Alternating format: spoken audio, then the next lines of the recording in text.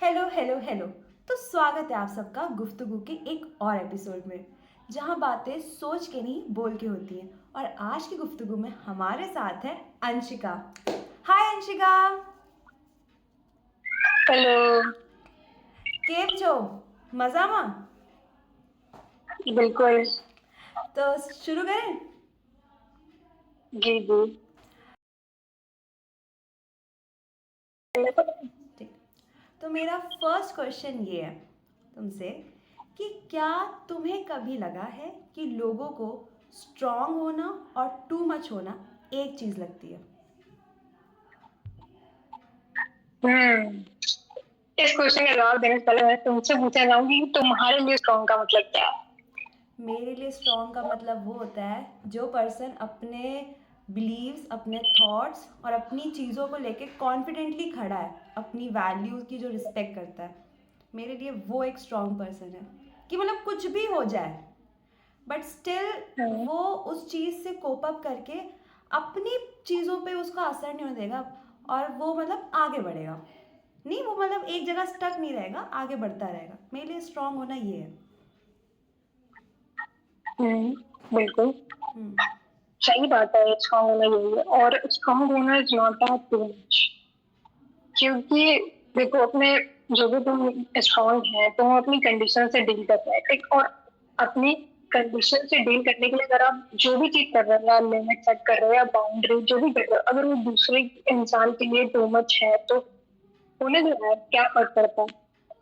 उनकी भी कोई चीजें होंगी जिसमें हम्म। वो लोग खुद के लिए स्टैंड लेते होंगे और खुद को एज अ पहले रखते होंगे।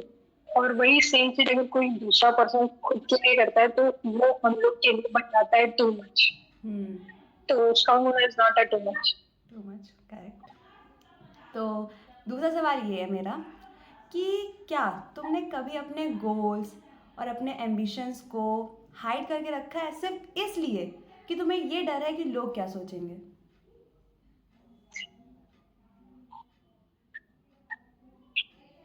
हम्म कह सकते हैं ऐसा। क्योंकि जब मैं छोटी थी और मैं बोल सकते हैं मैं फर्स्ट टू फिफ्थ थी, और जब तक एट तक आई थी तो लोगों को इतना ही नहीं पता था कि व्हाट इज इंजीनियरिंग, ठीक है। तो क्या हुआ था, ऐसे ही नॉर्मली एट क्लास में होता है जब हम लोग जाते हैं तो हमारे टीचर जो होते हैं उनसे एंट्री कराते हैं, देन पूछते हैं कि तुम बड़ी की क्या बनना चाहते हो। तो मैंने बोला कि हाँ, I want to be engineer. तो मेरी फ्रेंड ने मुझसे बोला तू इंजीनियर बनना चाहती है? इंजीनियर वो लोग होते हैं जो लोग मजदूरी काम करते हैं। तो मुझे इतनी नॉलेज नहीं थी कि हाँ कि क्या लड़की वो करना है। उस टाइम फोन भी नहीं था कि मैं सर्च कर सकूं। तो मैं बोला, यार इंजीनियर बनना क्या सही है? तो इसका मतलब ये होता है। तो मैंने वही पे जो ये वाली चीज इंजीनियर बनने की चीज होता है वैसे बड़ी छुपा लिया।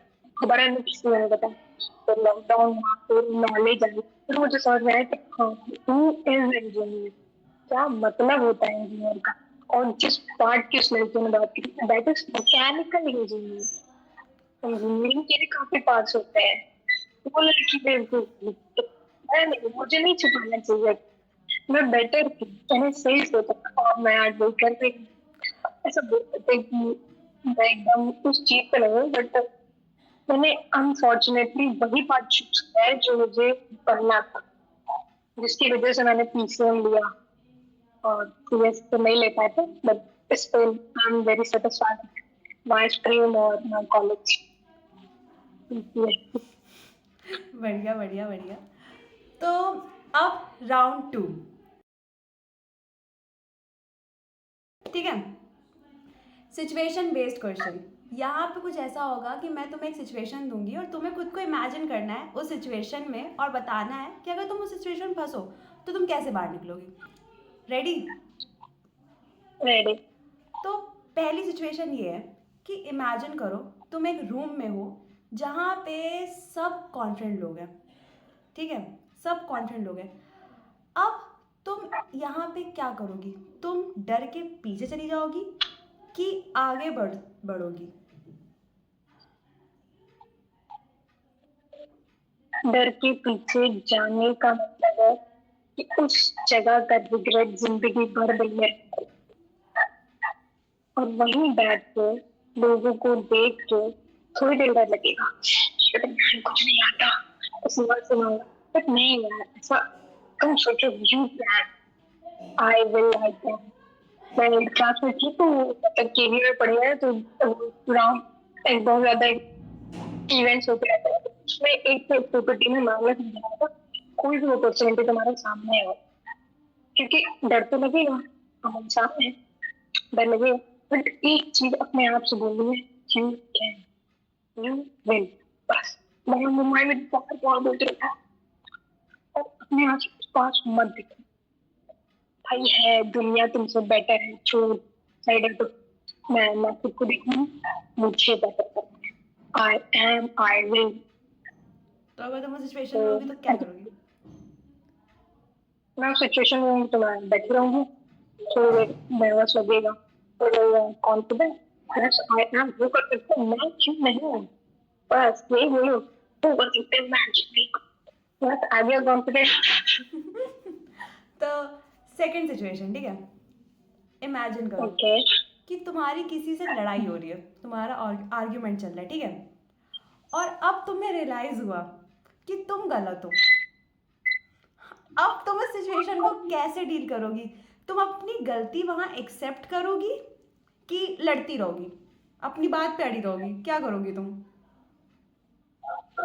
या मेरी गलती नहीं होती तब भी हम कर लेते हैं, बट एक मैं गलत हूँ, ठीक है, और सामने वाले को बहुत ज्यादा हर्ट हुआ है, फिर मैं अपनी वो जो पूरी जुबान होता है ना, वो लगा के मैं आपको पहले, यार मैं गलत हूँ, दूसरे इंसान को जितना बेटर वे से हो सकता है उसको समझाऊंगी, भाई मेरे को गलती हुई है, माफ कर दे, तुम बताओ मैं क्या करूँ, इस चीज को मैं रेस तो नहीं कर सकती, I want to change this, उसका माइंड में जो होता है ना, तो बता देना ठीक है बड़ी चले, ये गलती करी थी बट अब बदल गया, वो गलती माफ कर देते हैं, नहीं, देखो सोचो। गलतियां भूलता नहीं है, कोई इंसान किसी की गलतियां नहीं भूलता, बट जब इंसान को बोल दे कि हाँ तुमको माफ कर दिया, माफ करने के बाद जो तुम्हें अपनी ड्यूटी निभानी होती है ना, वही नहीं की, अगर तुमने उसके माफ करने के बाद अपनी चीजें सही कर ली, कि तुमने गलत करा था उसे सही कर दिया, बस तुम्हारी जो गलती थी, तुमने गलत करा था, भगवान वाले ने माफ कर दिया तो मैं, मेरी कहीं पे भी कोई भी चीज है, अगर मुझसे गलत हुआ ना यार, तो मैं सो नहीं पाती रात रात भर उस चीज के बारे में सोच के ना, तो मैं कोशिश यही करती हूँ कि मैं अपनी गलती में सुधार या फिर वो चीज कभी करूँ, और मेरी गलती नहीं होती तब भी इंसान बोल देते हैं, क्योंकि झुकने वाला इंसान उससे भी बड़ा होता है जो माफ कर रहा होता बात तो सही है, जो माफ करके है। आगे बढ़ जाए वो बहुत बड़ा होता है। वही। वही, और मतलब अगर यही इमेजिन करो कि तुम लड़ रही हो किसी से और एट द मोमेंट तुम्हें रियलाइज हो कि गलत तो मैं हूँ। तो मैं सीधा भविष्य ध्यान होगा तुम, तो मैं पहले पॉइंट बोल के फिर उसके बाद बोलेंगे इसका। हाँ, मैं यही यही पूछ रही तुमसे कि तुम लड़ रही हो और एट द मोमेंट लड़ते लड़ते तुम्हें रियलाइज हुआ कि मैं गलत बोल रही हूँ, ये तो सही बोल रहा है, अब क्या करोगी?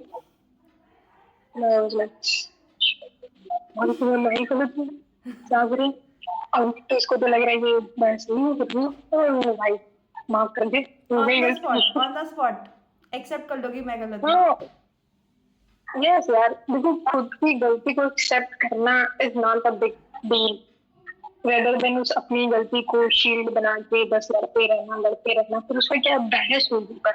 बढ़ती जाएगी, हम्म। है ना? अगर देखो एक लाइन है ना, एक लाइन है, बात जरूरी है तो इंसान छोड़ दो, इंसान जरूरी है तो बात छोड़ दो।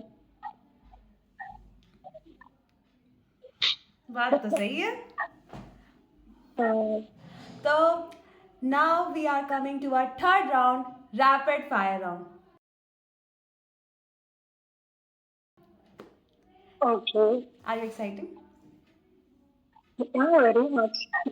तो शुरू करते हैं, और बिना रुके बोलना है, ये रूल है इस राउंड का, ठीक है? ठीक है। ओवर थिंकिंग या over confident? Over thinking. Ego या पीस? क्या बोला? ईगो? ईगो या पीस? पीस। सेल्फ रिस्पेक्ट या attachment? Self respect. Move on या डिटैचमेंट? डिटैचमेंट। लीडर या लिसनर? लीडर। सॉफ्ट हार्ट या strong mind? Strong mind. Prove them wrong या improve yourself? Improve yourself. One word to describe yourself? अरे, I am over thinking with negative. Okay. So our rapid fire round ends here. So, Okay. last but not the least, I want to ask you that one honest message you want to give the people who are watching this Guftugu.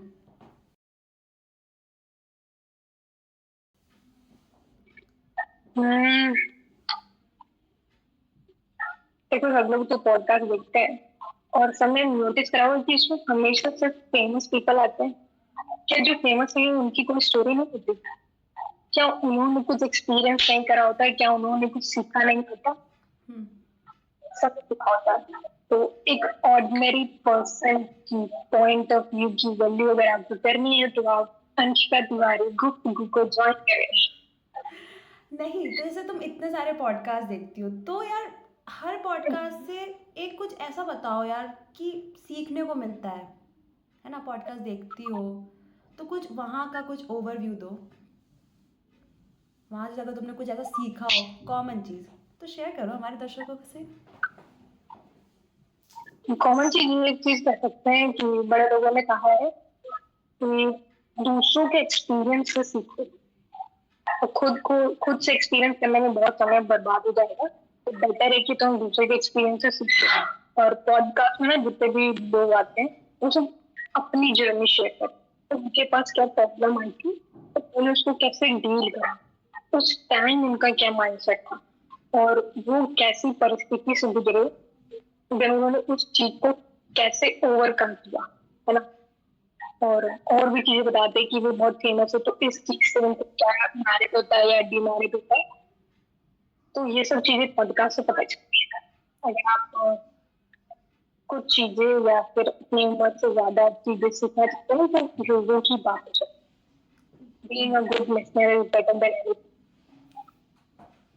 सही बात है। So one last question, how this okay. Conversations feels to you? कैसी लगी आपको हमारी गुफ्तगू? बहुत अच्छी लगी और मैं तुम्हारे सारे के सारे पॉडकास्ट सुने हुए हैं तो सब बहुत बेटर लगा था। And one thing is that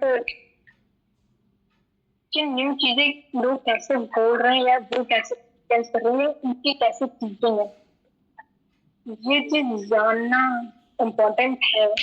क्योंकि अगर जैसे व्हाइट बोर्ड है एक और व्हाइट बोर्ड पे एक ब्लैक डॉट कर दिया तो 100 में से 99% या तो ब्लैक डॉट देखेंगे या तो 10% वाले व्हाइट लगते हैं। तो जो 10% से व्हाइट देखेंगे उनकी थिंकिंग जानना जरूरी है। और गुफ्तगू में बहुत बढ़िया लगा मुझे। वैसे द फर्स्ट टाइम थोड़ा नर्वस ही थे बट बहुत बढ़िया लगा मुझे। बढ़िया है। आई विश जितने भी लोग हैं सब काफी ज्वाइन करें और अपनी एक्सपीरियंस आगे शेयर करें। yes. So guys, this is what all about our गुफ्तगू। और अगर आपको ऐसे और भी एपिसोड्स देखने तो बने रहिए। तब तक के लिए bye bye, tata, see you.